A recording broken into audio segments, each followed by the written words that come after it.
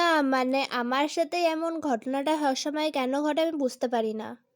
তো সেদিনকে আমি যেহেতু আগে একটা ভ্লগে বলেছিলাম যে আমাদের এখানে মেলা হচ্ছে, তো আমি সেইভাবে ভেবেছিলাম যে মেলাটা ৩ দিন থাকবে। আমি এটা জানতাম।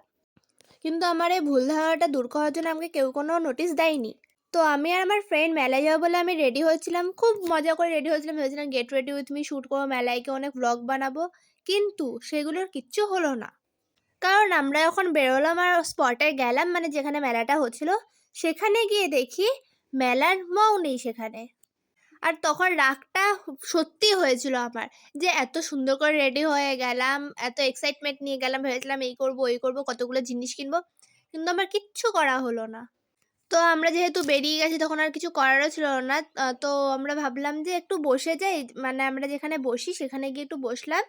বসার পর কিছুক্ষণ গল্প-টল্প করলাম, গান-টান শুনলাম। শোনার পর আমরা বাড়ি চলে আসলাম। তো বাড়ি এসে আমি আসার সময় আইসক্রিমটা কিনলাম। তো এইভাবে আমার দিনটা কেটে গেল।